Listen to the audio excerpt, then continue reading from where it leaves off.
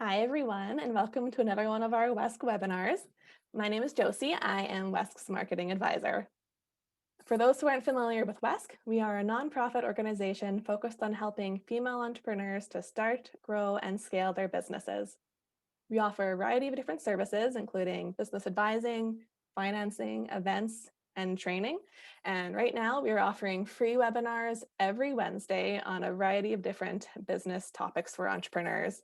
And for the month of October, all of our webinars are accounting focused and are offered in partnership with our friends at Deloitte. So this is our third topic in our Deloitte accounting series, and this one is all about cash flow management. And it's presented by Pieter Versfeld, who is the Manager of Risk Advisory at Deloitte. If you have any questions as we go throughout today's presentation, please throw them in that Q&A box, not the chat box, but feel free to use that chat box for introducing yourself and just regular chit chat amongst the participants in the chat there. As always, this webinar is recorded and will be available for on-demand viewing, and you should receive a link to that tomorrow at this time, so keep an eye out for that. Okay, I think that is enough from me. Peter, I'll hand it over to you now, and please feel free to begin the cash flow management presentation whenever you're ready. Awesome. Thanks much, Josie, for that warm introduction. Hi, everyone. I hope you guys are ready for this presentation today, because I think cash flow management is often the topic that's, I was going to say, it would say that's top of mind for most business owners, just because cash is kind of one of the priorities that you kind of always want to look after and manage. What I want to ask Josie is, would you be able to I'm going to start this session off with a quick poll, just to kind of get a feel for who currently does a cash flow budget. So just, be honest, I just kind of, just to get a gauge of where you guys are in terms of this. If you can take a few seconds to quickly vote on this one, it'll be great.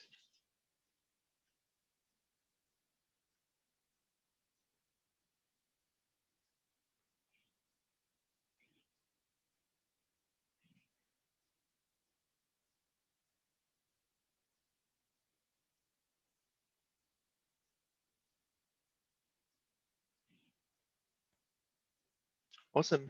So from the most part, I think for the most part, people currently aren't doing cash flow budgets, and it's not unexpected. I guess that's why it's such an important topic to share. So cash flow management it's kind of, I want to say that in the name, it sounds very simple to do, but the actual practical application becomes a bit more tricky, and there's a few tips and tricks that I'd like to be sharing with you guys today. So to start off with, for the guys that joined us for the cash flow, for the financial statement session last week, this currently, a lot of the definitions and words that you'll be seeing today will be similar to what was discussed as part of the cash flow statement. So when you're thinking about cash management, there's a number of variables that go into the cash flow statement. So mainly it'll be any cash inflow. So revenue, sales, tax returns, interest from investments, and then also loans. So with loans, the loan, when you apply for a loan and you receive the cash in, that loan is considered a cash inflow, even though, and then when you're making those monthly payments on those loans, those would be considered cash outflows. So on the other side of the inflows, you have the cash outflows. You have any expenses that you'll be paying, any taxes that you owe, interest payments, purchases for, production of goods, rent, anything like that. Some of the key accounts that I do want to touch on that impacts your cash flow management would be your cash and investments, accounts payable, accounts receivable, and inventory management. So how I want you to envision cash management is there's a number of levers that you can pull to manage your cash flows. And these key accounts, your cash investments, accounts payable, accounts receivable, and inventory management are all levers that you can pull around like how you want to balance and manage your cash flows. So the first slide that I want to run into is just the old saying about cash is king. So And this is why cash budgeting is really important in business, in any business. And the issue that I want to kind of highlight and share with you here is most of the time businesses don't survive not because they don't have enough cash. It's about not having the cash at the right time.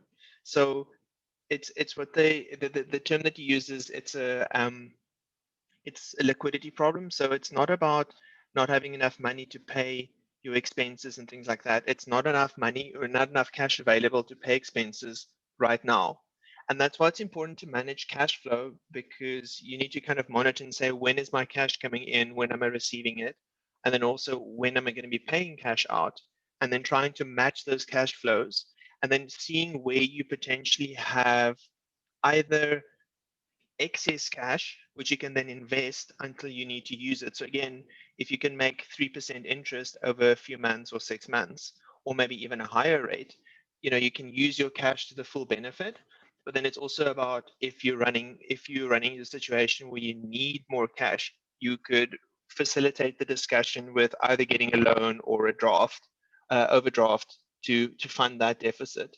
So the first piece that I wanted to run through it's just on how to prepare a budget. So I do have an example that I'll share with you after this slide. But when it comes to creating a cash budget, there's no, I guess the good thing and the bad thing is there's no right or wrong way to prepare it. There's a better way and a worse way, I suppose. But the kind of key 5 steps to follow is the first step would be determining what your inflows are. So that would be looking and saying, what is the cash that you'll be receiving in to your business um, it depends on the period that you want to look at. Most businesses will do it based on a monthly view. You can do it on a weekly, you can do it on like quarterly. I would probably recommend for most businesses, it depends on the stage where you're at. For a business that's just starting out, you might maybe want to do weekly cash flows, because sometimes that's how tight things are at the beginning to get things going. And eventually, typically, you would transition that to a monthly view, just because that's what makes sense, or maybe even bi-weekly. It depends on each business scenario. The most important thing to remember for the inflows is you should be including your credit sales in the cash inflows, but only the cash credit sales that are paid, or where you've actually received the cash for them. So let's say, for example, and I'll highlight this point in the example too, is if you have a sale on credit to someone right now, and they only have to pay within 30 days. Let's say the month right now is January. You would only record that cash inflow in the month of February once they've actually paid that cash. So you do incorporate the credit, but the whole discussion around here is not looking at the sales, but looking at when the cash flows from that sales or the activities comes in. Did anybody have any questions on that? Because we'll kind of touch on it in the cash outflows as well. When you have credit purchases, because it'll be the same principle. It's any of your when you're looking at the outflows, you determine any outflows where you're actually paying cash out of the business. So if you are, say, let's say you're buying products, but you're only required to pay them after 3 months, you don't record the cash outflow right now. You would only record it in 3 months' time when you actually pay the cash out of the business. So if anybody has any questions on that, I can try and explain that. But once we go to the example, maybe that'll become more clear.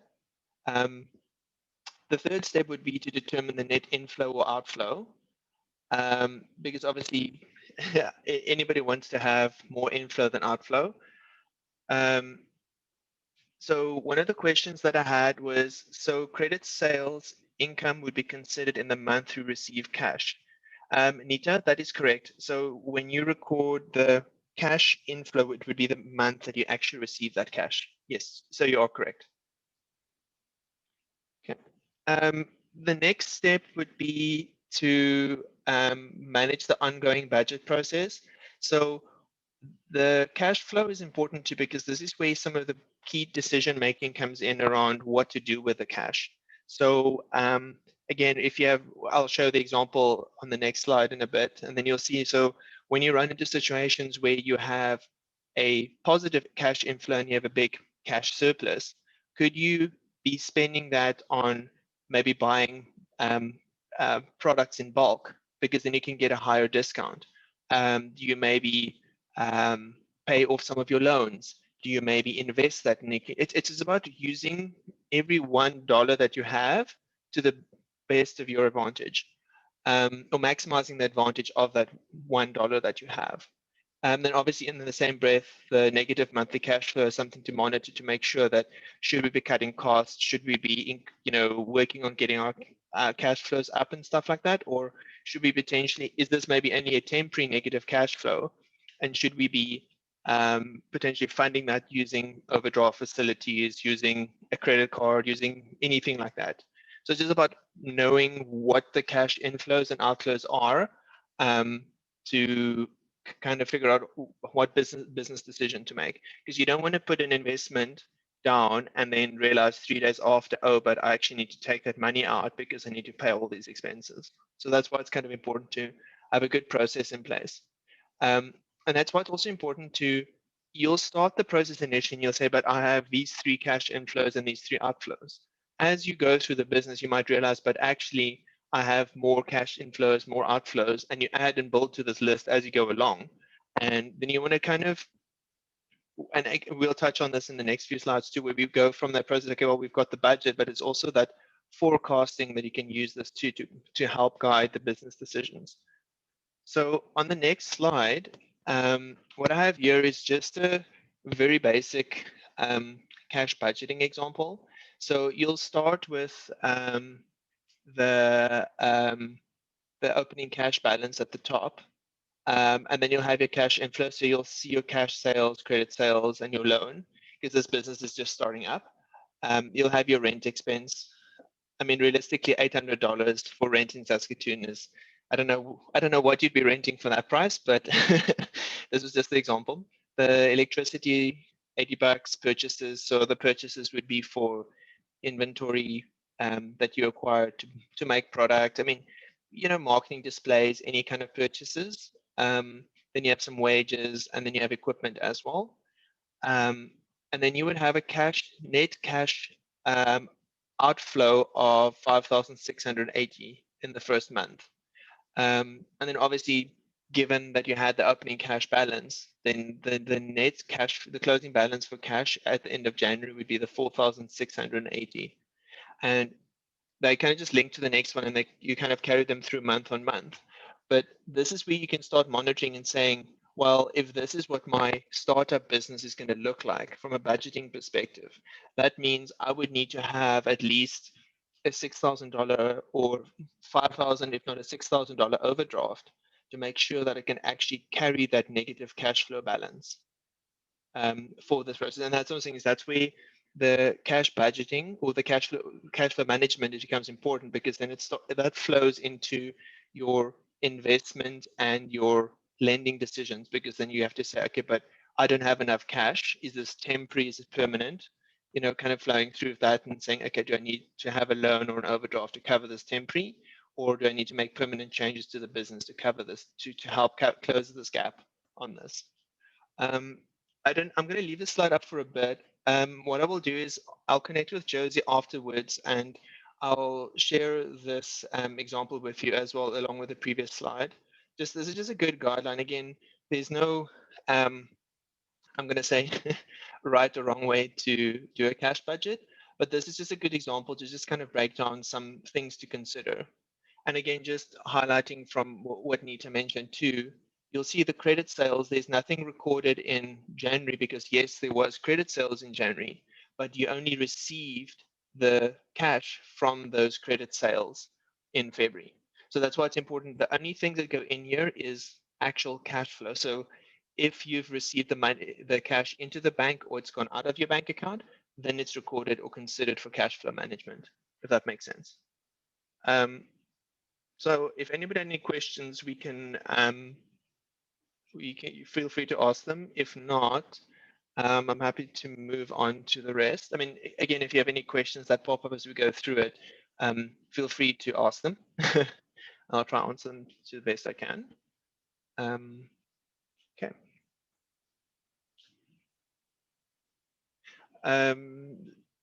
Sorry, Nita, when you said Nita asked that I explained the last point in a bit of detail.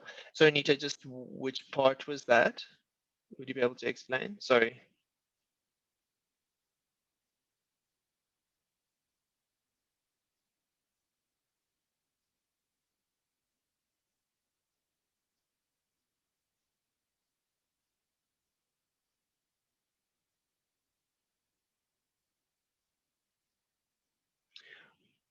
Okay, so basically when I say cash flow management, I meant more that if you are incurring expenses or you're generating sales, if they don't generate cash flow right away, they'll only be recorded in the time that they'll generate the cash flow. So that's what I mean. So like in this spreadsheet, you wouldn't put anything in here that doesn't generate cash inflows or incurs cash outflows. So as an example, you'll see that the cost of equipment is recognized here because that's a cash outflow of purchasing that equipment. But you won't record the accounting depreciation in here because that's not a cash flow item. Because the cash flow, yes, you're depreciating and it's considered an expense from accounting purposes, but you don't recognize the depreciation because you're not actually paying that depreciation out of your bank account or as a cash payment. Does that answer the question?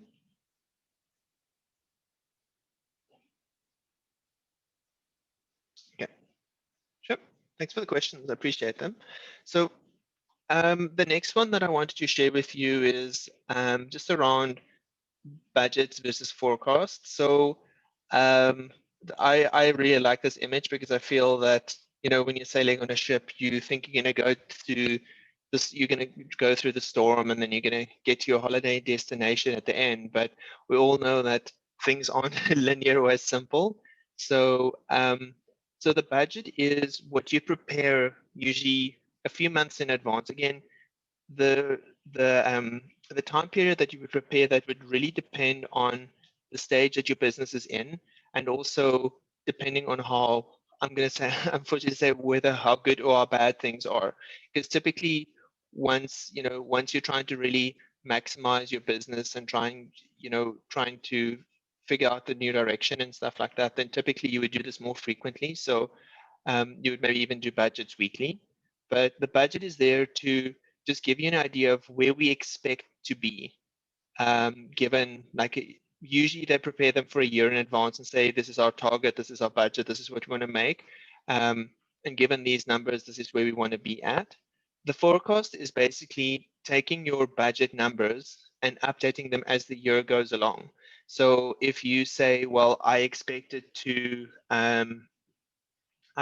my metal that I'm using in my products to cost, or a good example would be the current aluminium prices. So let's say for aluminium, um, you expected to pay $3 per, I don't know, per 100 grams. But now the new price would be, because of the shortage, the new price is $5.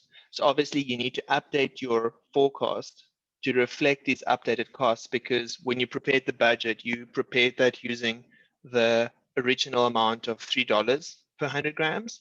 But now in the forecast, obviously you know that that's not the case. So you need to update the budget to create that forecast, so that you can reflect on what the actual cash flow in cash in and outflows are going to be for the rest of the year to kind of monitor that.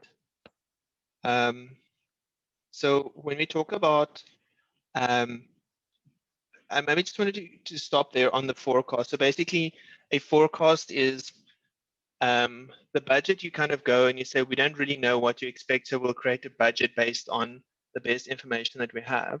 The forecast is you've gotten better information available, so it's kind of in a way an updated budget, and it's kind of more uses more up-to-date information. Did anybody have any questions on forecasts and budgets, or can I move on to sort of what the best practices and stuff are? feel free to ask in between still.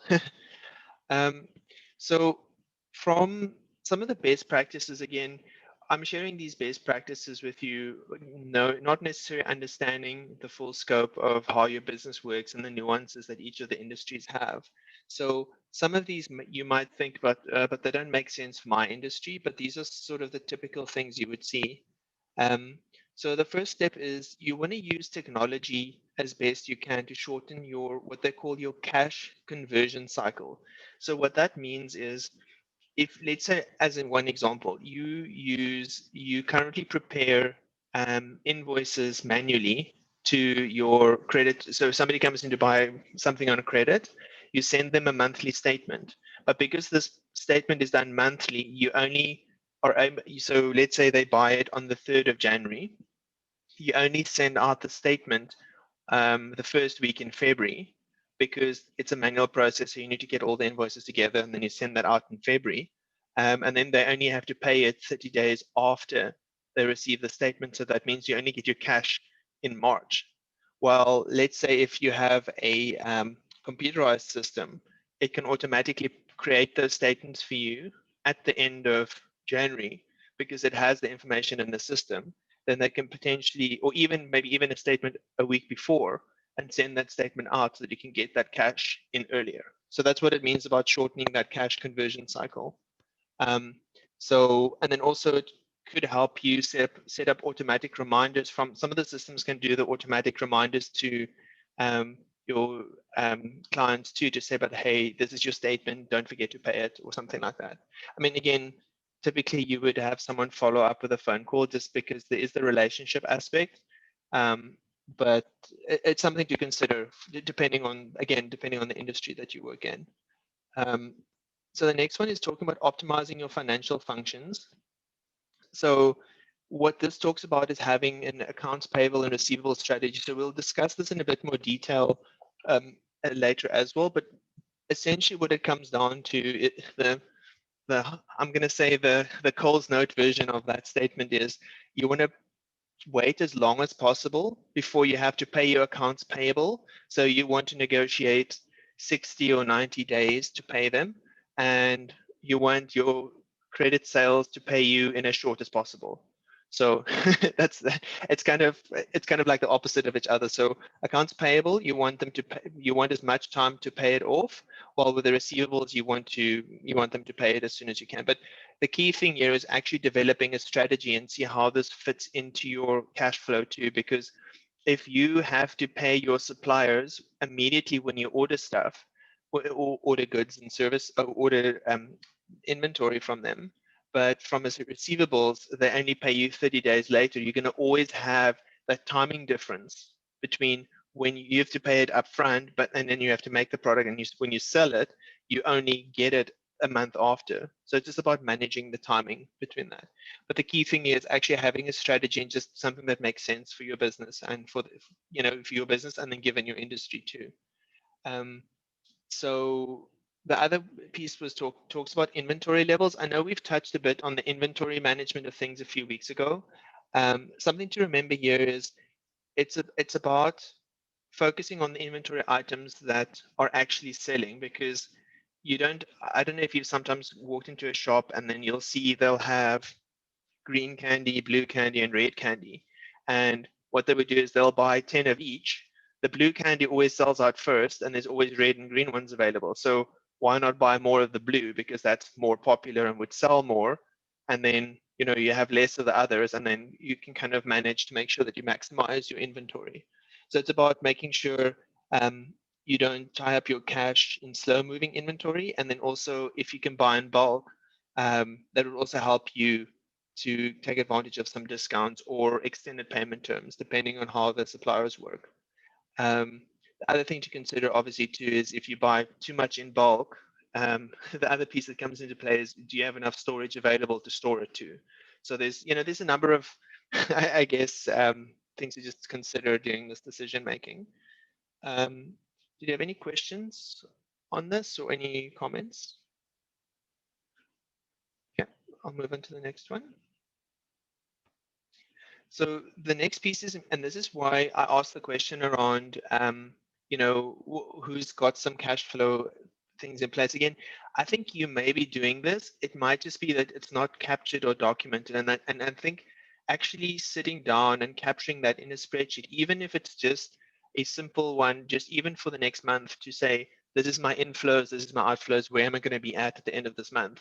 That will still be something good to capture because it helps you forecast any sort of cash flow needs for both short term and long term, because this gives you that idea of what to kind of expect, and then also if you need to, instead of having to scramble, if you need to arrange an overdraft or find additional cash, then you don't have to scramble right at the end. That means you can have enough time to kind of reach out as you need to manage that.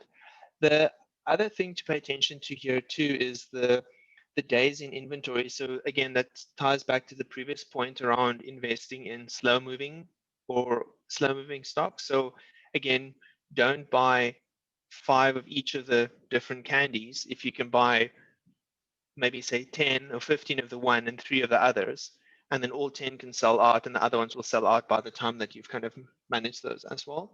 So it's about monitoring how long they are in inventory for, and just making sure that you say like, well, if it takes longer than 30 days to sell these items, should we be selling, so another way to think about it is, if you sell one item every 30 days and you have on average, and you have 2 items in stock, what that effectively means is you've got 2 months worth of supply for that specific item.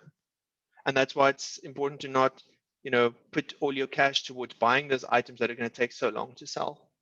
Um, the last thing to look at too is the days that items are in receivable. So what that means is, it's about, if somebody hasn't paid you within the timelines that they should have, then that's about having a process in place to follow up to make sure that you get that cash collected. And the same thing with the payables, but on the payables again, it'll be the opposite. You want to look at and make sure that you're if they give you 90 days to pay them, you want to wait as long as you can to pay them, because that just means you can keep the cash in your business and you can rather spend the money on the items that you want for your business, and then just obviously making sure that you still pay them once the 90 days are up.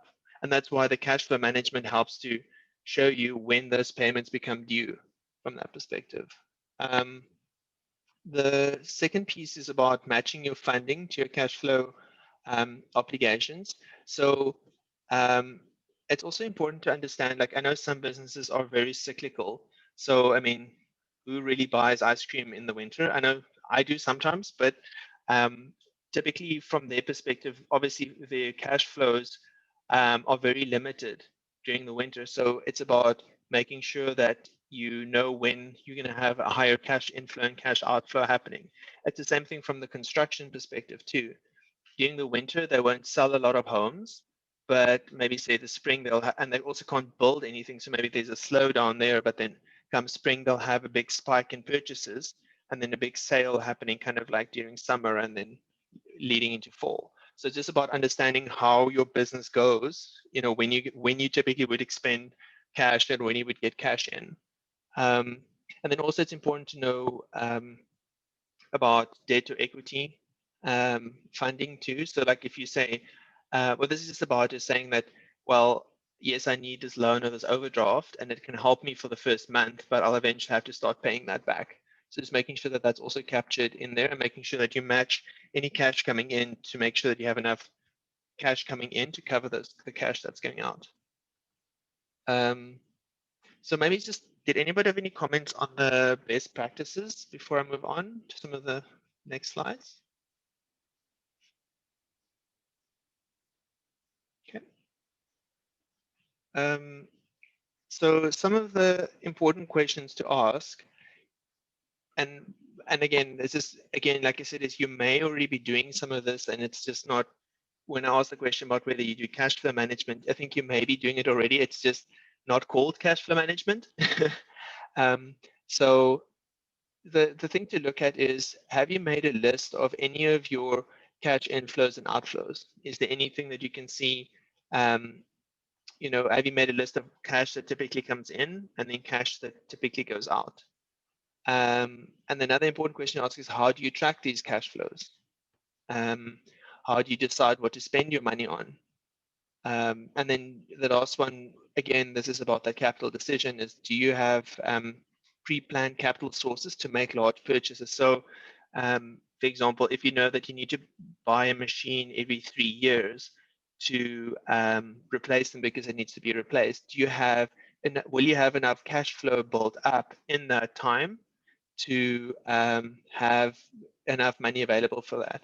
So maybe just touching back on the time frame for cash flow budgets, most businesses have what they'll call a long-term cash flow, and that'll be typically done for 5 years into the future, and it'll be only done at an annual level. So they'll only have it for 5 years, and it'll only be the columns for 5 years on that spreadsheet. Because some expenses you incur, especially some of the bigger capital ones, typically wouldn't be like a monthly expense. It would be done like at that annual level. So maybe every 3 years or every 5 years, you might have to purchase a machine or have it refurbished. So you can have a long-term cash flow, cash budget, and then flowing down into that, you might have a short-term one as well, which will typically be just for the year ahead, because those are the ones like the month, which you'll typically do at a monthly level or more frequently, depending on how you want to do it. And then from there, you can have like all your monthly cash inflows and cash outflows at a monthly level. But it's just good to capture these big capital expenses because they are quite significant, often just to make sure that you have the cash built up or funding mechanisms available to make sure you can acquire those. So some of the other important questions to ask is also, do you have different cash needs at different times of the year? And how is that managed? So again, looking from that cyclical perspective is, when do you typically have a large amount of cash coming in? When do you have a large amount of cash going out? So I know, for example, depending on which customers you have, some customers typically have certain times of the month when they receive payments that they would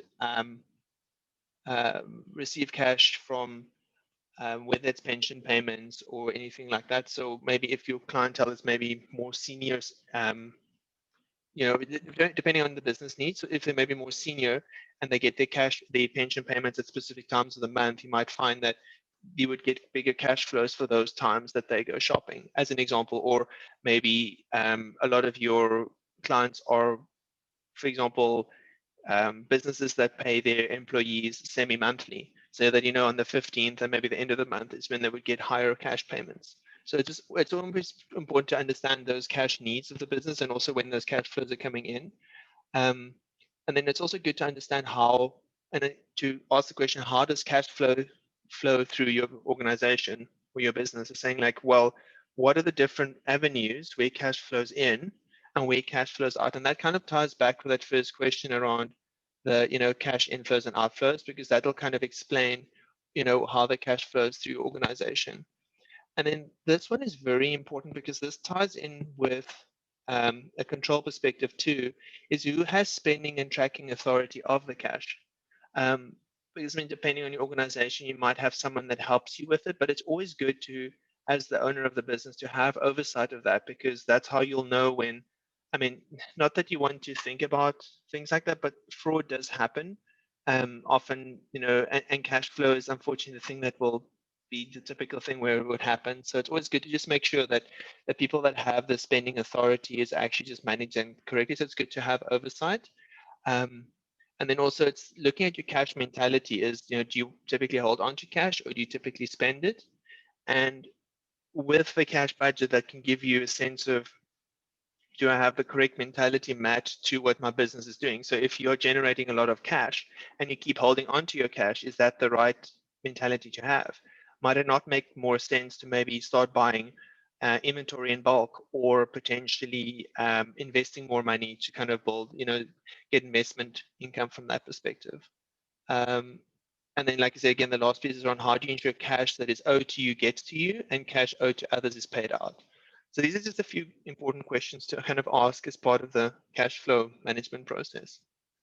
Did you have any questions before we moved on to the next part? So I know that was a lot of information.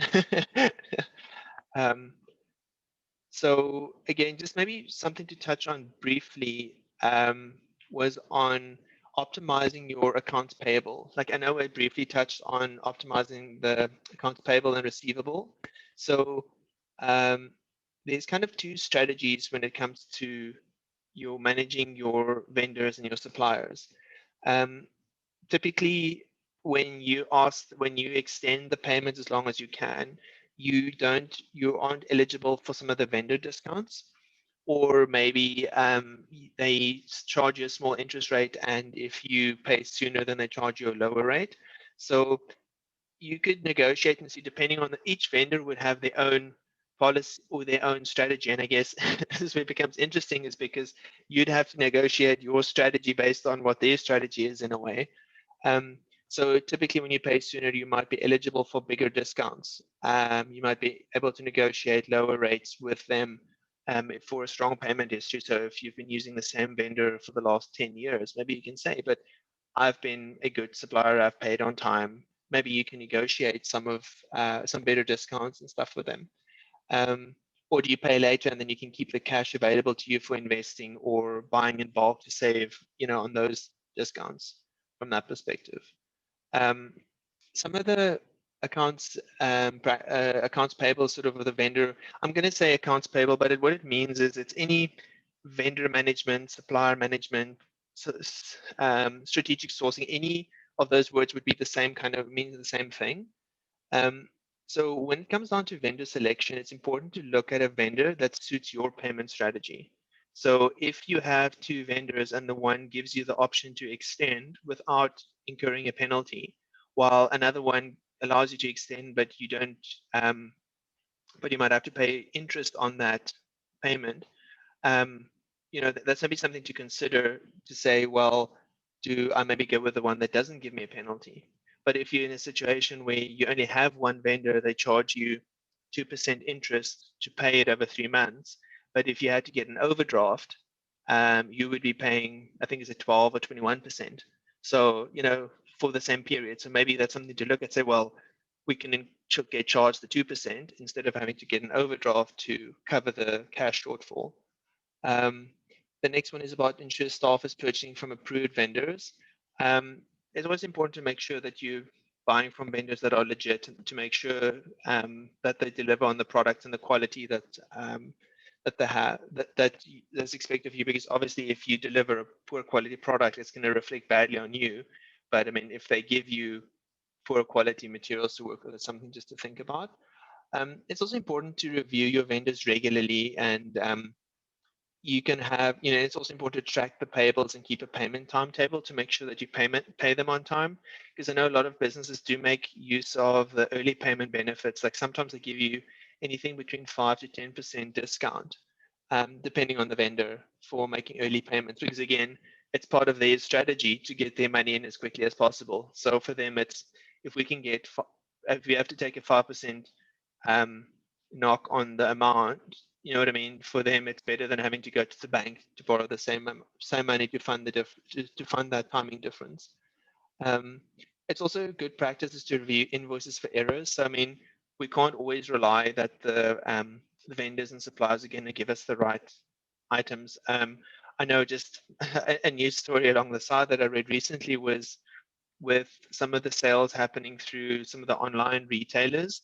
They've noticed that there's been, like, they've received the goods, but there was nothing in the boxes.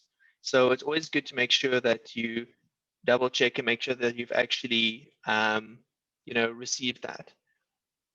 So I have a question from Lynn. She asked, how would you write up a payment timetable? So I would do it similarly to the cash flow budget example that I showed you. So what I would do is I would have the vendors on, maybe say, on in one row, in one column, and then I would split them out and say this is January, February, March, April, May, and then break it down and say which amount for each vendor is due each month. That's one way to do it. So I would do it somewhere. I'll just quickly scroll up to the example here. So I would have kind of a separate tab to this cash budgeting example, and then actually have say the vendor names, say vendor and then the names, and then have the list along the top and say, this vendor needs to pay this amount by then, this vendor by this time, this one by that time. And then it's what I would do as part of your monthly reviews. If you have those in place, or even weekly, or as you feel like it, I would just have those kind of tracked. I know some of the software systems automatically does some of that for you. So if you have a system, I would recommend leveraging that first. Oops, I went a bit far there. So that's how I would do it, like in an Excel document, or if you have the accounting system, I would leverage that. Awesome. Thanks for the questions, guys.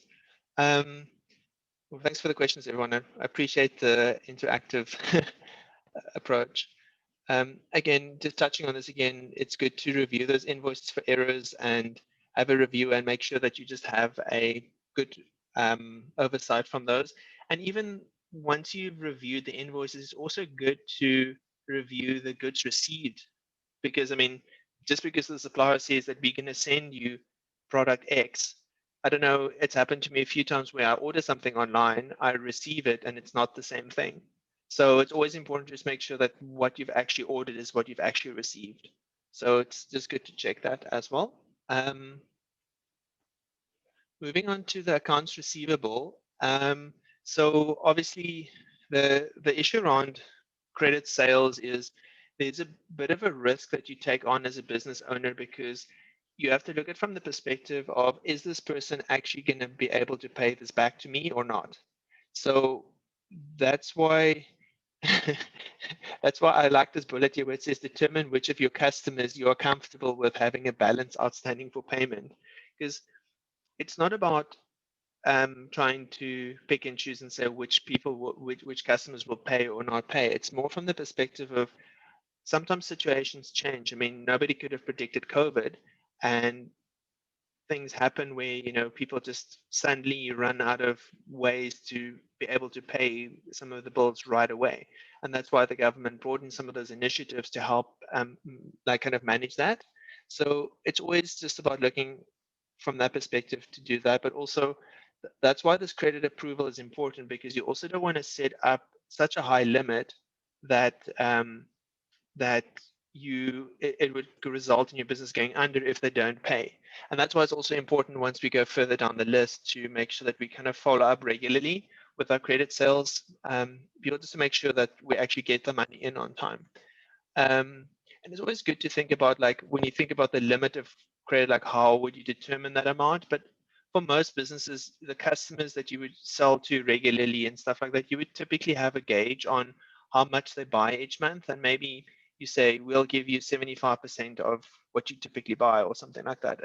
There's no right or wrong answer. I think it's more about looking at what you would be comfortable with giving it to them on credit for. And then the next part is important, because this is important to have a list of customers around, you know, what their balances are, and to update this regularly, similar to how we broke it down for the accounts payable. Have a similar schedule and say, well, these are my list of people that have credit outstanding. When will they pay this back? When are they expected to pay this back? And then again, you could have some discounts built into that, because maybe you say, well, I'll give you 5% discount on your amount, because maybe this month, if you don't get enough cash in, you would have to use an overdraft facility, which is going to charge you 22% interest, while if you pay 5% discount on somebody's accounts receivable balance, you know, 5% on their balance is going to be a lot less than 21% on whatever overdraft you would have to get. So that's what I'm saying, is it's important to have that oversight from an overall cash perspective, to understand if you have any cash needs that you might have to manage. So the next one is about sending actual invoices by mail or email is even better, just because it's easier to get hold of people. And then it's also important to kind of match payments to specific invoices, so that you can actually know which invoices are outstanding. Again, most of the time with accounting systems, they would do this for you, but they would give you the option. So somebody makes a payment of $5,000, then they would say, but it's for invoice 1, 2, and 3, but there's still a 4 and 5 outstanding. So it's just important to match the money received into the correct invoice, so that you know which invoices are still outstanding. it's going to be important for the follow-up part because customers are going to ask, but which invoices are still outstanding? That's what I've seen a lot. Like, and if you can't give them that list, then typically they're a bit more difficult to get the money out of them. So it's always important to have the information ready because then it's a simple, well, these are the invoices that are still outstanding, and then we still need payment on these. So the next one is also about, again, it's about the reporting part and saying, figuring out like, what's actually outstanding and then follow up on these items. And sometimes again, things happen too. So, but maybe what you could do with a current client is instead of just writing the amount off, you could say, but hey, I'm not going to sell you anything until you reduce it to a certain level, but I'm not, but maybe if you can pay this balance off, over 6 months so that at least you can still get the cash back for that. So you don't have to write those amounts off. Was there any questions on the accounts receivable side or? Okay. So some of the things just to remember, so the common risks around accounts receivable is following up timely when payments are past due is really important. I mean, it's the same thing for me. I think sometimes in my mind, I'm like, if nobody's going to call me for this amount of money, do I really need to pay it? So a lot of people have that a mentality. So it's always good to just remind them, whether it be through monthly statements or something like that, to just tell them that. Okay, so I have a question from Nita, which is negotiate payment plans in accounts receivable. So Nita, that was what I meant. What's meant by that is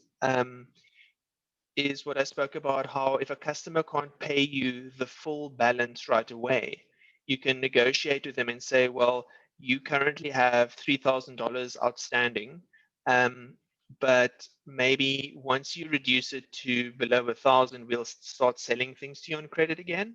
But for the next 3 months or 6 months, maybe you can pay off $250 each month. So maybe, and that's what I mean by you negotiate a payment plan to get payment from them instead of having to write the full amount off. So it's about basically working out a payment plan with them and saying, okay, I understand you can't pay the full balance, but maybe you can pay this off over 6 months or 10 months or 12 months or something. Because at least you can still get the money for those, for the accounts receivable. Awesome, thanks. So another one thing is important to consider is just where sales reps override credit limits. So that's one that's always good to, usually in the accounting systems that have credit limits in place, they'll give you an exception report on where credit limits have been overwritten, because it's important to know whether you agreed on the additional increase in the credit limit, because you went for this customer and you said, well, I'm willing to accept the risk to give him $1,500 worth of goods without him having to pay right away. But if he doesn't, but if somebody overrides that and changes that to 2,500, that's maybe more than what you'd want to accept. So it's important to know about that. And then it's also kind of good to have training for staff on how to deal with late paying customers, because again, it's from that perspective where it's a relationship thing. And I mean, in business, it's all about the relationship. So it's about, following up with them and saying, again, like maybe negotiating the payment plan. So like, hey, I understand things are tough, but maybe for the next 2 months, you don't have to pay, but maybe after that, you can pay it back or something like that. But again, obviously you can't let them buy more stuff in the meanwhile, because otherwise they would have to pay that back as well. It's also important to pay attention to the accuracy of bills and the payment terms. So that applies to both accounts receivable and vendors, because from a vendor perspective, again, if you miss the day for the discount, they will start charging you either interest or the full price. So it's good to manage that. And then just as I mentioned about, it's important to allocate the cash payments correctly, because it makes it very difficult to figure out which ones are still the ones outstanding. So just, it's important to just have that under wraps, and it's easier to go to a customer and say, well, this is what you've bought, this is what you've paid, these are the ones that match, and these are the ones that are still outstanding. I know a lot of the accounting software does that for you, but I mean, that's something that could be tracked manually too. It's just always important to follow. And that's why when you receive cash payments from customers, it's always important, if they didn't specify what the payment was for, it's always good to follow up with them and just say, but hey, which invoices was this actually for? because then you can allocate them and say these are the ones that have been paid and these are the ones that are still outstanding. Okay.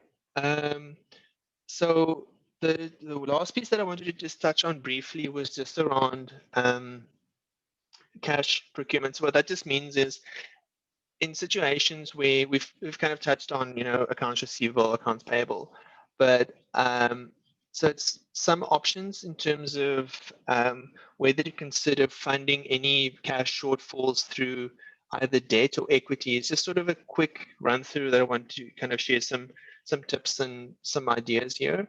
So if you use equity to do some funding, that's where you get another business partner in with you.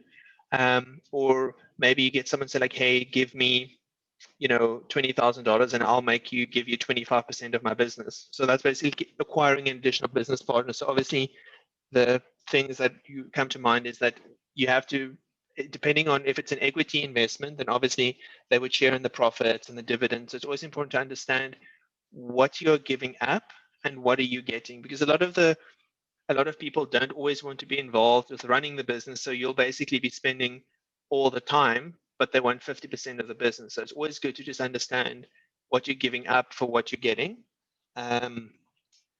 The next, and then the one around debt is just obviously you don't have to worry about having more owners in the business.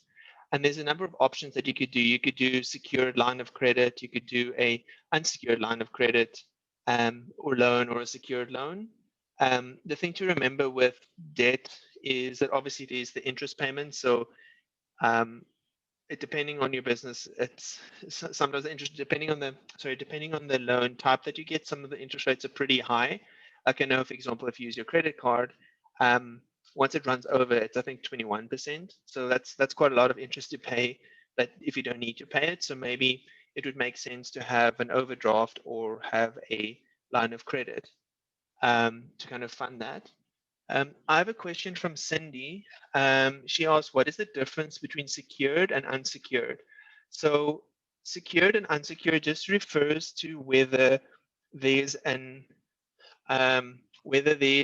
something backing the debt. So for an example, a mortgage on your residential property would be a secured loan because it's secure. The loan is secured by the value of the house. But your credit card, for example, typically would be unsecured because there's no tangible asset or something behind the debt that you've incurred to support. So basically, there's nothing that they can sell or get rid of to pay back that debt. Awesome. Thanks for the question. And then the last piece on the debt to just think about is that there's sometimes covenants involved. So what covenants are is the banks will say, well, we can give you this loan, but you can't have some of your ratios. So for example, your inventory days can't exceed 60 days. Otherwise, you're in breach of our covenants and our terms and conditions for this loan. And if you are in breach, it means that loan becomes payable immediately, or it becomes payable. They call it payable on demand, but basically it means you have to pay it back right away.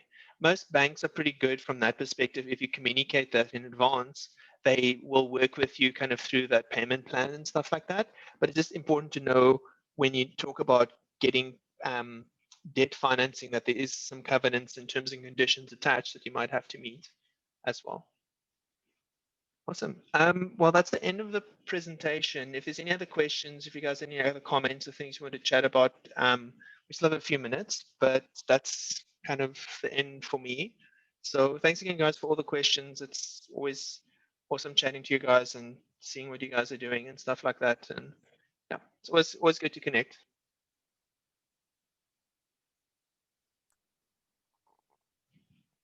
Perfect. Well, thanks so much, Peter, for the presentation today. I think it's our third of 4 Deloitte series. So for those who tuned in today, if you have any more questions, put them in the chat box now. And if you have any ones about tax specifically, that is our next topic on next Wednesday at 12 o'clock, Tax 101. So you can register for that one on our website at wesk.ca.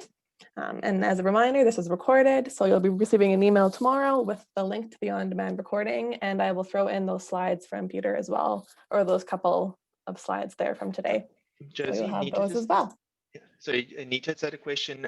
So Nita, what it means about don't need money to start is if you have enough cash available to actually start the business. So it's you maybe it's a I know the typical example is you won the lottery and you start a business, but it's basically equity could be situations where you actually have enough of your own money available to start or fund the business without need for additional cash funding.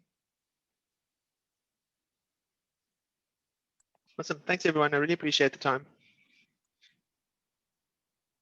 All right. Yes. Thanks, everybody. Have a great rest of your day and keep an eye out for that recording coming tomorrow. Awesome. And Thank you. there's a question. Nope, just a thank you. Okay, perfect. Have a great day, everyone. Goodbye. Bye.